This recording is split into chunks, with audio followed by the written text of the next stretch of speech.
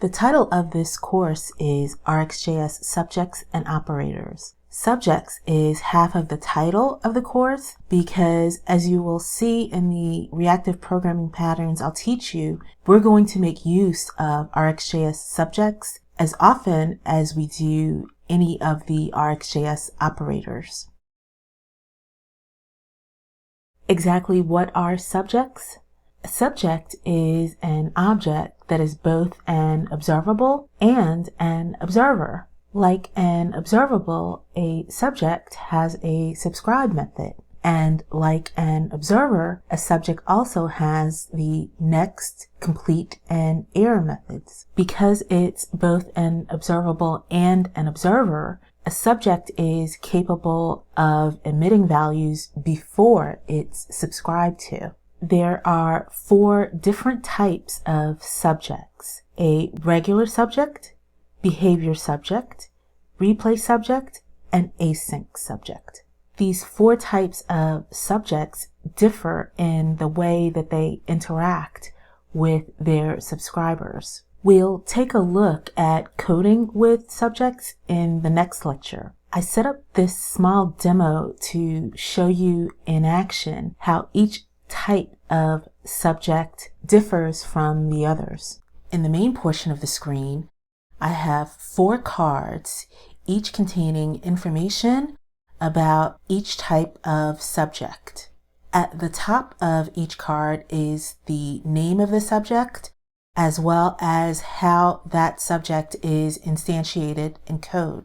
The bottom portion of each card contains an area which will show us the values that the early subscriber and late subscriber to the subject receives. The early subscribers will subscribe to the subject before the subject begins emitting values, and the late subscriber will subscribe after the subject has begun emitting values. At the bottom of each subscriber area, we see a label. And this label will tell us if the subscriber has not yet subscribed, is currently subscribed, or is unsubscribed to its subject. On the left side of the screen, we have a text box labeled Emit Value.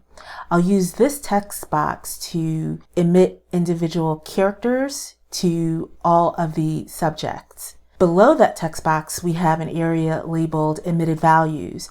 And in this area, we'll keep track of all of the values that have been emitted. Below that, we have 6 buttons which will allow me to subscribe to the subjects, unsubscribe the subscribers, as well as complete and error the subjects. I'm going to start the demonstration by clicking on the Subscribe Early Subscribers button. Remember, the early subscribers subscribe before any emissions, and the late subscribers subscribe after the emissions begin. So I'll click on the Subscribe Early Subscribers button, and notice each of the labels below the early subscribers for each of the subjects, it's showing us that they are all indeed subscribed, but notice the behavior subject, its early subscriber has received a value, where none of the other early subscribers to the other subjects have received value. And this shows us one of the characteristics of the behavior subject. An early subscriber will receive a value upon subscribing, and that value is the value that's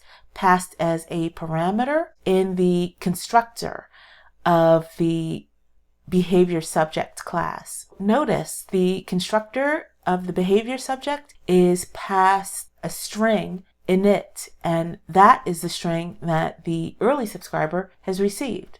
Now I'm going to begin emitting values from the emit value text box. I'll first emit the letter A. Now we see that the early subscribers to the regular subject, behavior subject, and replay subject, they all receive that emitted value. And as I continue to emit values, each of the early subscribers to those subjects receive those values. Now I'll click the Subscribe Late Subscribers button and notice that each of the late subscribers, their labels have all turned to subscribed, so they're all subscribed to their subjects. But notice what's occurred with the behavior subject and the replay subject. The behavior subject, its late subscriber, has received that last emitted value, while the replay subject,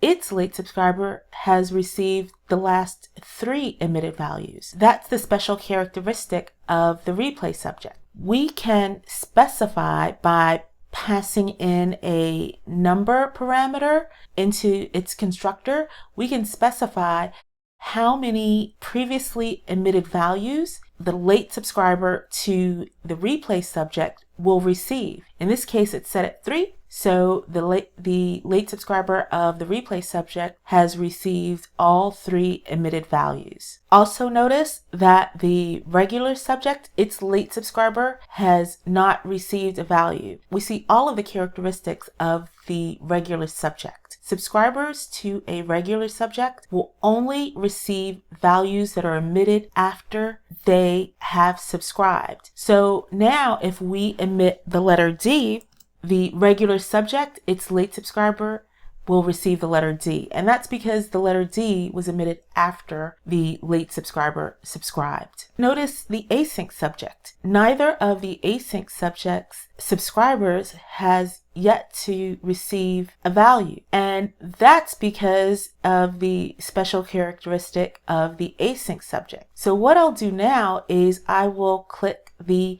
Complete All Subjects button. And notice, upon completing the async subject, and in fact, we've completed all of the subjects, upon completing the async subject, its subscribers receive the last emitted value. And that's the behavior of the async subject. Its subscribers will only receive its last emitted value upon completion. Now that we've completed all of the subjects, I'm going to emit the letter E.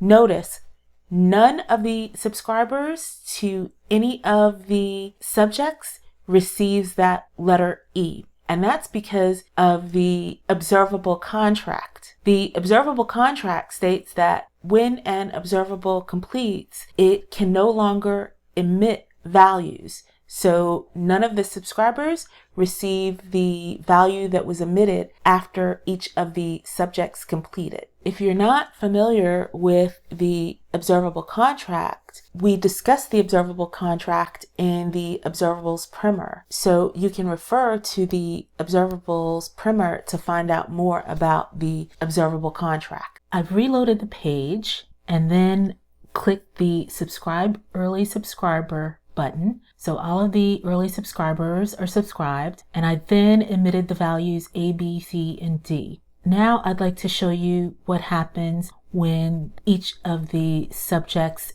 errs. So I'll click the Error All Subjects button, and notice the label now tells us that each of the subjects is erred. Now I'll click the Subscribe Late Subscribers button. And notice what's happened with the replay subject. Even after the replay subject has erred, it still replayed those last 3 values even after erring. And that's not true of any of the other subjects. Not even the behavior subject will emit the last value to its late subscriber after it's aired. Only the replay subject does that. So now we've seen basically all of the special characteristics of the replay subject. For its late subscribers, it will emit a specified number of previously emitted values upon the late subscription, even after it's completed or aired. There's also something else we found out about the async subject. The async subject will not emit the last value to its subscribers if it's aired. It only emits that last value once it has completed. And just as I did when we completed each of the subjects. I'll now emit the letter E, and we see that none of the subjects emits the letter E, and that's also because of the observable contract. Each of the subjects has erred, so they no longer emit values. And again, if you want to learn more about the observable contract, we discussed it in the observables primer. For this last part of the demo, I wanted to show you how unsubscribing fits into all of this. I've restarted the page and I've subscribed all of the subscribers and emitted some values. Now what I want to do is click the unsubscribe early subscribers button. And as you can see, that's unsubscribed only the early subscribers. The late subscribers are still subscribed. Now I will emit a value, the letter E.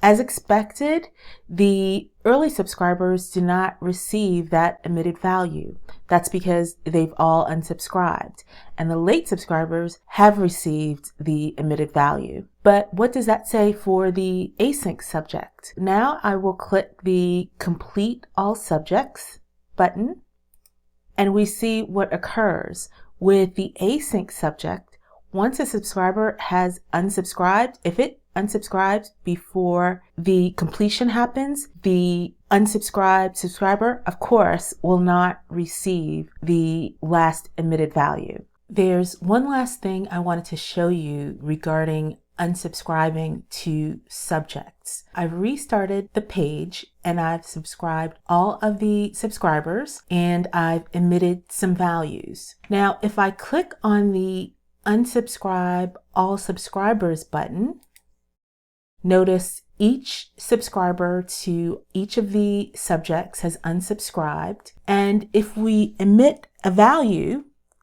the letter E, none of the subscribers will receive that letter E. But also notice that we don't see the letter E in the emitted values area. In actuality, each of these subjects has indeed emitted the value E. There's really no way for the subject to visually show that it's still emitting values because it has no subscriber. But indeed, it is still emitting values. And if I emit the letter F, that letter F is indeed being emitted by each of the subjects. It's a little difficult to see in this demo what's going on here, but I do have a stack blitz running to show you this. I've created a ReplaySubject to replay its last 3 emitted values on line 3. On lines 5 and 8, I've created 2 subscribers, Observer A, Observer B. And then on lines 12 and 13, I've emitted some numbers. At the first second after all of this begins, I've unsubscribed Observer A. And at the second, I've emitted another value. At the third second, Observer B is unsubscribed. And then at the fourth second, I emit 5 more values. On line 37, after the 5th second, I've created Observer C, and Observer C is subscribing to the subject. Now, notice what's happening in the console log. So we see that Observer A and Observer B both receive value 1 and value 2. Observer B receives value 3. Observer A doesn't receive it because remember at the first second, Observer A has unsubscribed. So it doesn't receive that value. But notice we did indeed emit 4, 5, the numbers 4, 5, 6, 7, and 8 on that 4th second. We emitted those values. And at the 5th second, we created a new subscriber. And as a ReplaySubject should, upon that subscription, Observer C receives the last 3 emitted values, which are 6, 7, and 8. All of this proves that subjects will emit values regardless of the presence of subscribers. which means that a subject will emit values before it has any subscribers, and a subject will emit values even after all of its subscribers have unsubscribed. And when new subscribers come along, it will treat those subscribers as late subscribers, and in whatever manner that particular subject treats its late subscribers, it will treat that newly created subscriber. And I wanted you to see this because when we begin coding with subjects, some of these things will play out in our code. You really do have to know how subjects work in order to code them properly. Let's now go and begin coding with subjects.